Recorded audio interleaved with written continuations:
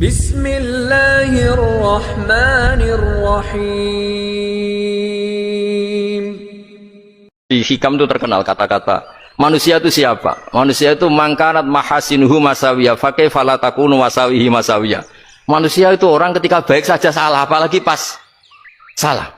Coba saya misalnya pidato begini, di atas panggung saya orang alim pidato nasihati orang. Di saat yang sama seperti yang tanya Mas Wildan tadi, ada agak sopannya.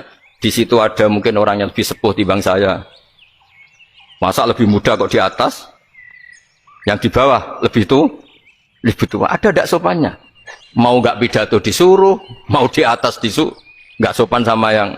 Tapi misalnya yang paling sepuh pidato nggak pernah ngaji kok pidato, terus gimana? Artinya ketika kita baik saja ada salahnya, apalagi pas salah.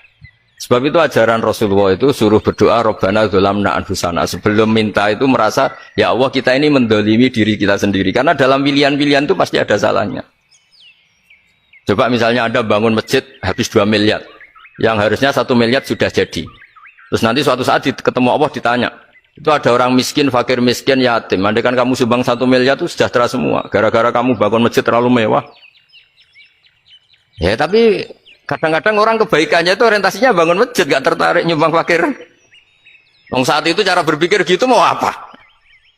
Tapi kalau dia mau luhur manusia terbaik karena bangun masjid 2 miliar, coba diaudit secara kepentingan syar'i. Penting mana dengan ngasih makan fakir miskin? Penting mana dengan menikahkan janda misalnya? Penting mana dengan pendidikan? Apa artinya masjid mewah orang nggak tahu halal haram, nggak tahu najis, nggak tahu cara sesuci, nggak tahu cara adzan yang benar. Terus penting mana untuk beli kitab sama dipakai masjid?